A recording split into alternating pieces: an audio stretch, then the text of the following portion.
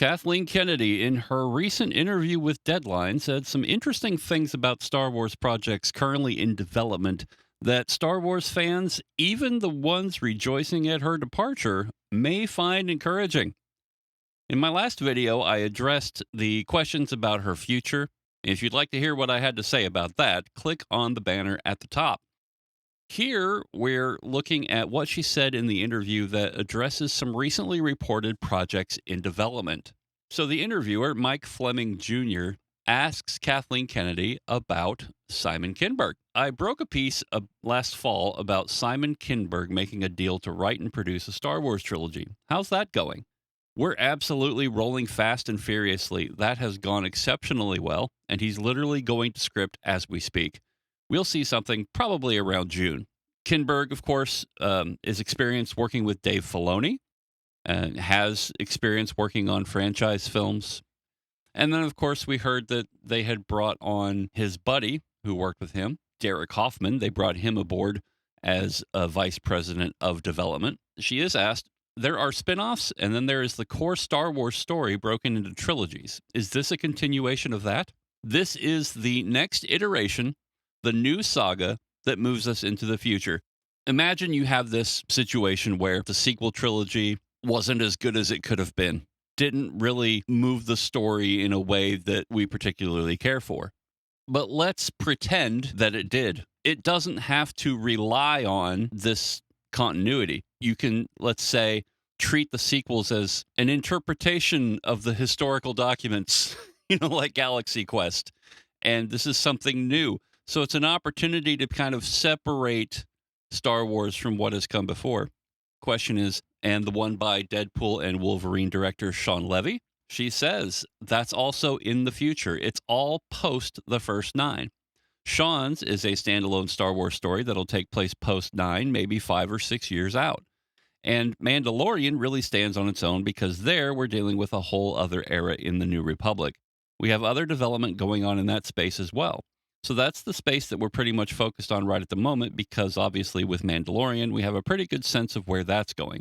And with this, it's all pretty much new characters. Read that. We may bring some of the characters back from the sequel saga, but pretty much new characters.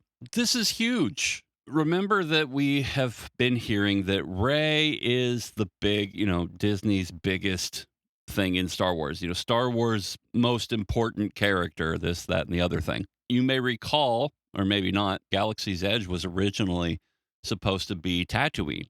And after the success of The Force Awakens, they made this Batuu thing, and they made it all about the sequel trilogy and about the sequel timeline. Well, now they're bringing Luke Skywalker. They're bringing original trilogy characters to the place. They're recognizing that there's not as much energy behind the sequel characters, and I think that goes straight to the quality of the writing and the quality of the world building and how those characters were set up and established and built out. I think this is Kathleen Kennedy kind of tacitly admitting that the sequel trilogy is not where the energy's at. We don't know for certain how much input Bob Iger had, but we do know that he was in a rush to get new movies out to capitalize on the momentum of the sale, to show shareholders that they were going to capitalize on this new acquisition, that they were going to really work hard to recoup their investment. And that's the biggest problem. It wasn't about how do we best continue the story. It was how do we most quickly recoup our investment. The easiest way to do that was to hire the hot hand in J.J. Abrams. He had his own production company. He could get the ball rolling. You sort of license that out a little bit. Kathleen Kennedy sort of oversees it, but we get it done quickly. They bring in Kasdan because he knows how to write a good script so that they can get things going quickly, and that was the biggest focus. It wasn't about, let's make sure we have somebody who establishes an overarching story that we want to complete. There was no plan. It was let JJ do his thing, let Ryan do his thing, let Colin Trevorrow do his thing. And then because there was no plan, you end up with Ryan doing something that Trevorrow didn't expect. He was counting on using Luke Skywalker to complete that trilogy. If you can't even agree on which characters are going to exist by your third movie, that's evidence of a problem. We can see that Lucasfilm is slowing down some of the things that it's doing. They're not trying to throw things at the wall anymore. They're not like, here's Mandalorian season 4 and here's Bad Batch season 3, whatever. They're not They're not rushing to push things out. They're taking their time to develop these things and to get them, release them in a reasonable time frame. I mean, the fact that we're not even getting Mando and Mando and Grogu till next year tells you how much they're kind of slowing down. And I think a lot of this is sort of the anti-Bob Iger approach. It's the let's take our time, let's figure out what we're doing with this story. You know, the fact that Kinberg is getting here's your whole trilogy. You get to oversee all 3 films, and then Sean Levy, it's like you get 1. I feel like the Levy film, it sounds like they're bridging the gap between the sequel trilogy and what's to come. So I think we're definitely going to see Rey in that film. We still don't know what Sharmeen Obaid-Chinoy's film is going to look like. And that's not really even talked about in this interview, which I think is kind of telling. We haven't seen anything from Sharmeen Obaid-Chinoy. She hasn't been out there doing interviews. All we've seen is Daisy Ridley. She's the only person being asked about this. Of course, she's doing the press junkets for the movies that she's in, but the supposed director of this film, we don't see. And she's not even asked about. So he says, how many development type projects do you have percolating that you feel confident will turn into something down the line? Kennedy's first words is to play it safe, to make sure we're not like, announcing a whole bunch of stuff. I'd say 3 or 4 right at the moment. So you got Kinberg, you got Levy, you got Mangold, and I guess you have the Obaid-Chinoy film, the ubiquitous Rey film. And a large part of it, Mike, is who is the talent we're attaching? And that's a challenge in and of itself these days because people get really busy. So you find yourself having to wait with a lot of the top talent doing streaming and movies now. They're juggling schedules. And when you do Star Wars, you pretty much have to step into it and not have any other competing work going on. It's a good 2 to 3 years minimum commitment. And that's tough to get top talent to be able to carve out that kind of time. So that's part of the challenge as well. See, again, we're getting the sense that we're trying not to rush things. We're trying to take our time. We're being careful with who we bring in, which was a lot different than what we had before, which is like, let's bring in the hot young director or the developing talent and let them play in the Star Wars sandbox. That's why you get Deborah Chow with the Obi-Wan show, and why you get, what was his name? Rick Famuyiwa. The Obi-Wan show wasn't great. And Mandalorian season 3 was obviously its weakest season.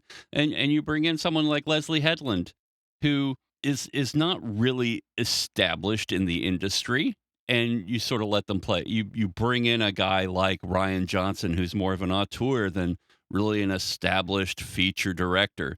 Now we've got some more heavy hitters. You've got established talent. You've got people who've done things that have worked. That's why you have Kinberg and you have Levy and you have Mangold, who's, Oscar nominated and done great things with franchise films.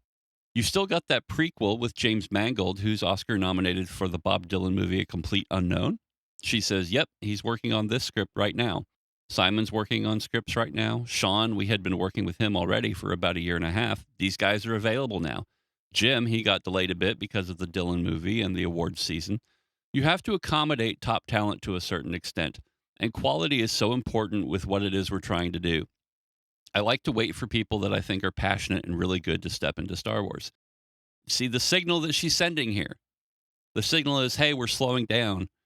Hey, we're taking our time. We're waiting for people. We're waiting for the best. We're waiting for top talent. We're not just inserting new and interesting talent. Pay attention to kind of the words she's using, and she's signaling what their approach is right now.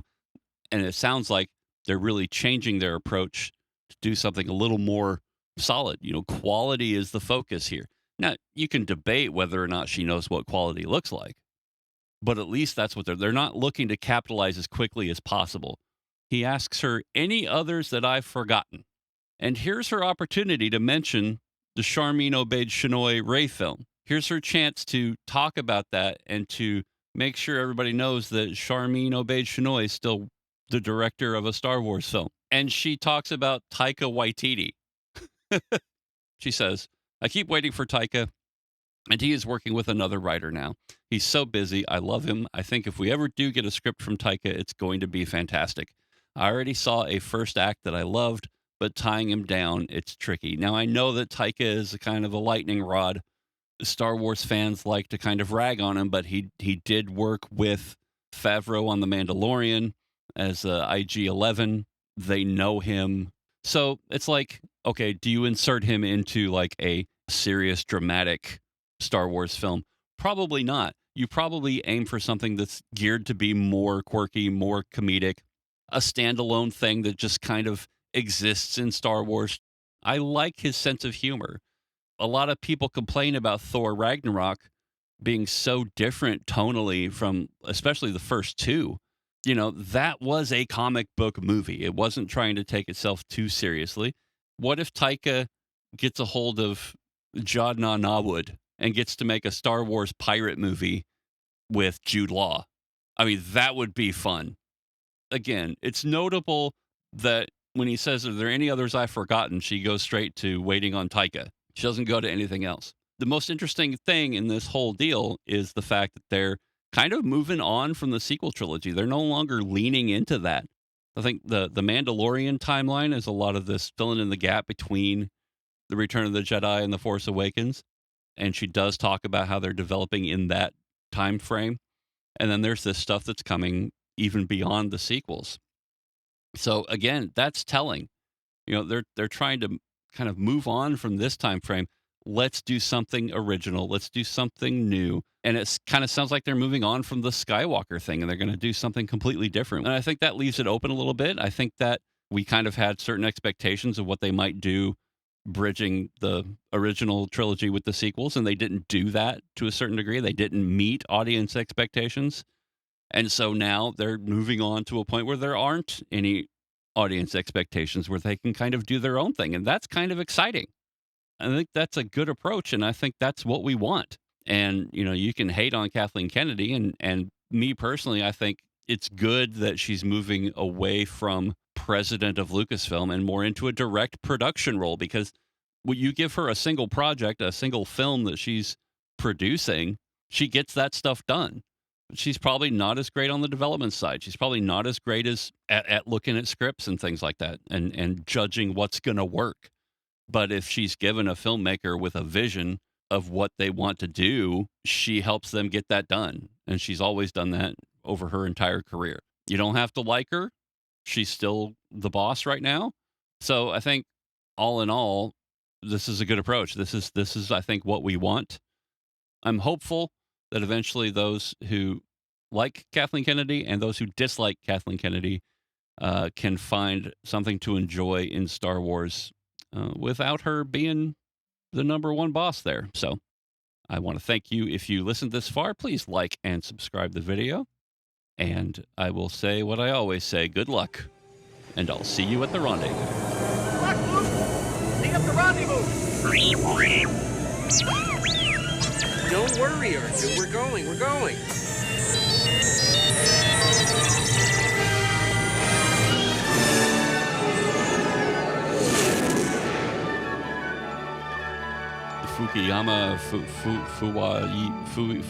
Fuyayima, what was his name? I don't even know.